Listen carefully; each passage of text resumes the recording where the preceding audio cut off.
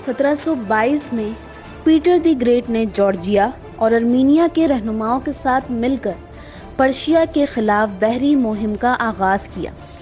रूसी फौज ने द ग्रेट नॉर्दर्न वॉर में ही पर्शियन कैंपेन के लिए अपनी तैयारी शुरू कर दी थी। इस कैंपेन का अव्वलीन मकसद रूसी ताजरों के लिए तिजारती रास्ता खोलना और इन्हें डाकुओं से बचाना था। ये तिजारती रास्ता हिंदुस्तान और पर्शिया से गुजरता था। वहाँ से दरियाए कोरा पर वाक़े रूसी किले तक, फिर जॉर्जिया के ऊपर से आस्ट्रखान तक जाता था, जहाँ इसे पूरी रूसी सल्तनत में सामान पहुँचाना था। इस कैंपेन के पीछे एक और वजह ट्रांस कोकेशिया में लेस्गिन्स को सज़ा देनी थी।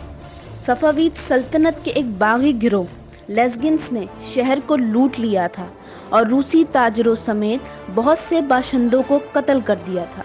इस कैंपेन ने सफावीद की ज़वाल पजीर सल्तनत की तौसीक की और खित्ते में तुर्क तसल्लुत को रोका।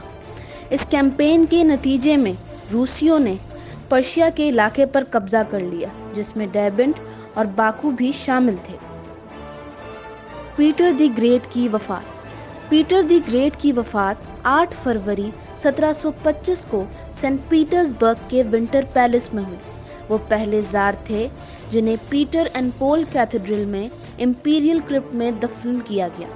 इनका दौरे हुकूमत 42 साल पर मुश्तमिल था।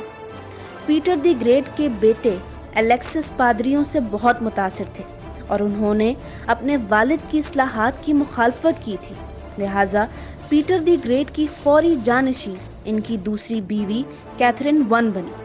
इन्होंने फौजी अखराजात को कम किया, जिसके नतीजे में टैक्स में कमी आई। इन्हें कैथरीन पैलेस के लिए भी याद किया जाता है, जो उन्होंने ज़ार स्क्वायर सिलो सेंट पीटर्सबर्ग में तामीर करवाया था।